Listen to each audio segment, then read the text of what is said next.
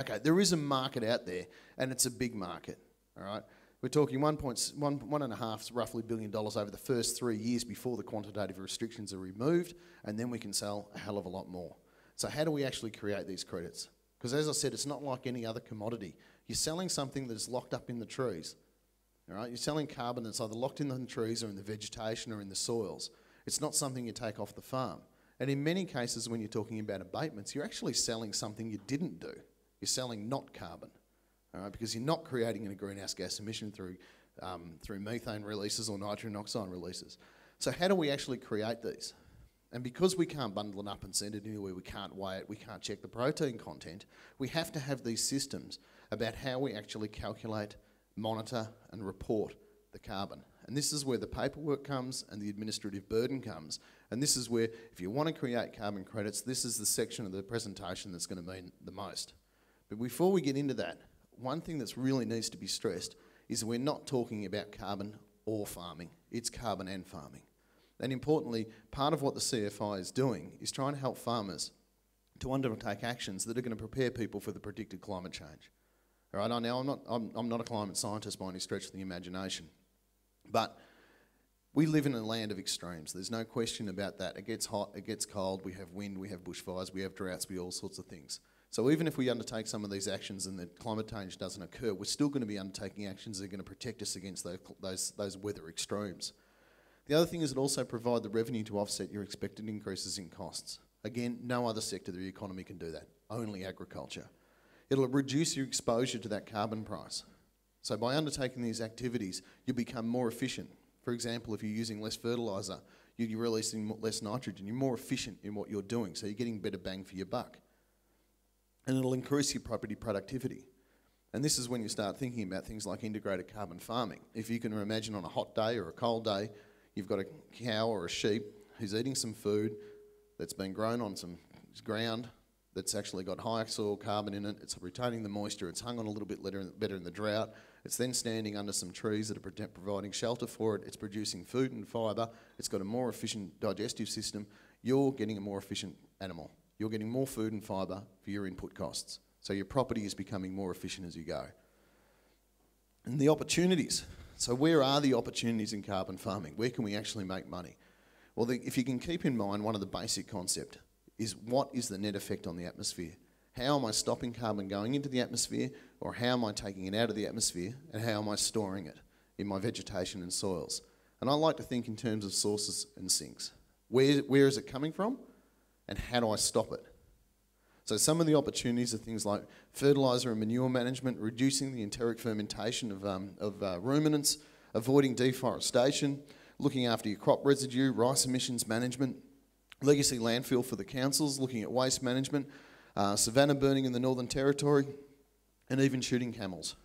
All right, you can shoot camels and create carbon credits out of it. And on this other side of it is the sinks, is where do you actually take it out? Where do you pull it out of the atmosphere and store it? Vegetation and soils are the only proven and quantifiable way of taking carbon from the atmosphere and storing it. And we have the technology already, and it's in our vegetation, all right? And that vegetation, it's got about a 4.5 billion year head start on the carbon capture and storage program. So I think we should be looking at this a little bit more closely. So things like your native plantings, agroforestry, improving your forest management and soil carbon sequestration are just the sinks, the way to pull it out of the atmosphere. You just got to remember that it's only the sinks that have the maintenance obligation. You would have heard earlier about the 100-year rule, and it probably scares a lot of people off. You don't have to have a 100-year rule for these things. That concept of permanence I'll discuss in a little bit more detail in a second. But this is just looking again at the opportunities that exist. Where are we going to get the opportunities? And this is taken from the climate change website, the Department of Climate Change and Energy Efficiencies. And the blue line at the bottom is representing a low uptake of the CFI. And this is how many tonnes are likely to be abated in 2020. Not up until 2020, just the year of 2020. So in a low uptake situation, you're looking at around about 6 million tonnes in 2020, and at $20 a tonne, it's $134 million a year.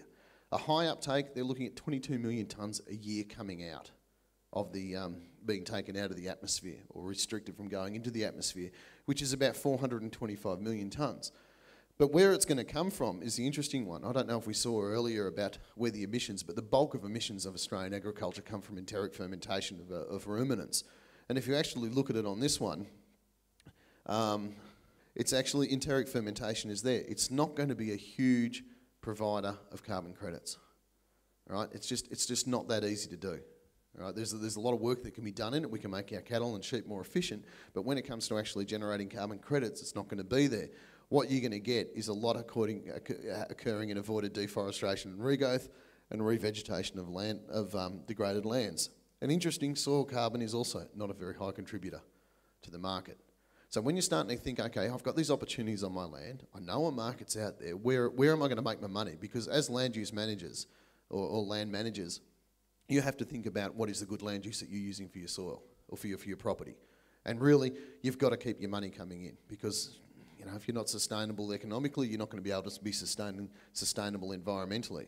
So there's some opportunities in there. Savanna fire management's a big one, but it's avoided deforestation and regrowth and probably reforestation are some of the key areas. So the market's going to be there, and it's going to be, it's a tidy little learner. Now, looking at the integrity principles in just a little bit more detail, the ones I focus on mainly are the additionality and permanence. Now, the additionality really is about thinking about what I'm doing above and beyond business as usual? Is this common practice, as it was described earlier? And the easiest way to think about it is would this have happened, or would I be undertaking this activity if the scheme didn't exist? So would I be making these changes anyway? And if I was, you're going to have troubles with additionality. Additionality also looks at at some of the mandatory reasons for undertaking activities. For example, if you run a landfill facility and you've been ordered by the EPA to deal with the smell from the methane, you're not going to get carbon credits for it. If you've knocked over some trees to put in a central pivot and you go and plant some trees somewhere else, because it's mandatory under the development laws or by the net gain policy in Victoria, you're not going to get carbon credits for it as well. All right, so you have to make sure that what you're doing is above and beyond business as usual, and it's not considered common practice in your industry or your region. Now, there are ways we can address that. And as mentioned again earlier, the additionality has been sort of wrapped up in the positive and negative list. But permanence is the other big one. And this is one I've done lots and lots of these presentations, and a lot of people get confused about the 100-year rule. Now, the 100-year rule or the permanence really just is addressing sequestration in forest sinks. Because of that reason that it takes 100 years for the molecule of carbon dioxide to be broken down in the atmosphere or to be stored in the deep carbon cycle. If I take carbon out of the atmosphere and I issue a certificate from my vegetation, I create a carbon credit and I give it to a company and the company matches it with an emission and they surrender it, and then I go and knock the trees over, then the emissions are back in the atmosphere, the certificate becomes redundant, and essentially the integrity of the scheme starts to fall over. But what it also means is if you undertake an abatement where you stop emissions going into the atmosphere by treating manure, for example, or putting a urea inhibitor on your paddocks, which stops an emission happening, it's stopped it permanently. So you can go and change your practices back to where you were and suffer no problems. You're not going to have a carbon accounting issue. So once you've stopped it through an abatement, you've stopped it forever.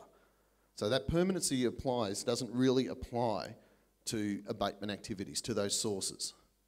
All right, so you only have to worry about the permanence when it comes to, when it comes down to sequestration activities. You have to make sure that what you're actually doing is eligible. So the first thing to look at is the activity, and the CFI covers all land-based activities.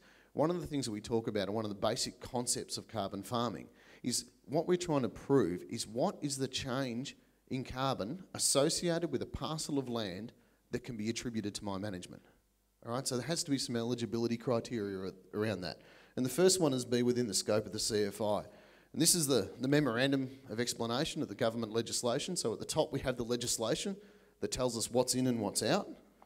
Under that, we have the regulations.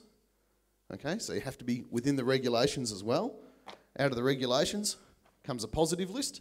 And there's some eligibility criteria within the positive list, and you have to be on the positive list and not on the negative list. And then you get down to the methodology, which has its own eligibility criteria within it. And this is the permanent environmental planning methodology.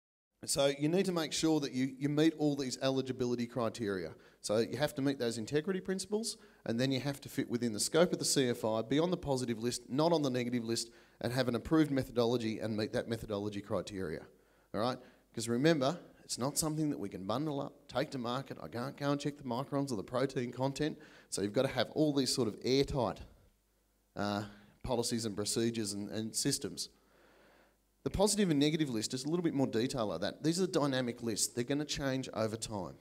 All right? So to get over this additionality thing, to prove what you're doing is above and beyond business as usual, the government's put together the positive list that gives certain project types automatic approval. They're not considered common practice within the industry or within the country or within the region, so you can just go ahead and do them if you've got a methodology for them.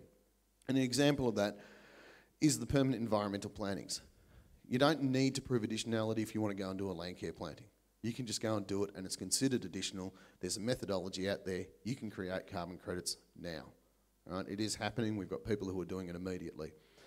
The negative list, though, is designed to stop perverse outcomes. So if you want to put in, for example, if you've got a for-harvest plantation and you want to convert it to non-harvest plantation, that's on the negative list. You want to undertake permanent environmental plantings within an urban environment, that's on the negative list. You want to plant monocultured species in over 600 mil rainfall areas, it's on the negative list unless you can prove some things about its salinity control or you hold an equivalent water right to the water interceptions. So these lists are going to change over time. Some activities will become common practice and they'll be pulled off the positive list. So there's a whole, you can lobby to have things put on them, you can lobby to have things taken off them. All right? But you have to have your activity on the positive list. If it's not on the positive list, it's not going to be a project. So then you get down to the methodologies, and this is where the real guts of it occurs, all right? This is where it's going to matter to you guys on the ground, is the methodologies, such as this one.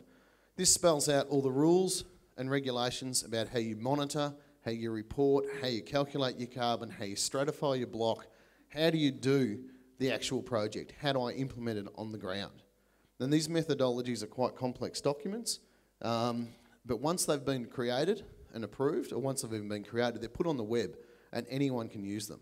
So you can go onto the internet and pick those up and use it yourself. If someone writes a methodology for enteric fermentation, it'll be on the web, you can pick it up and use it. They become public knowledge. All right?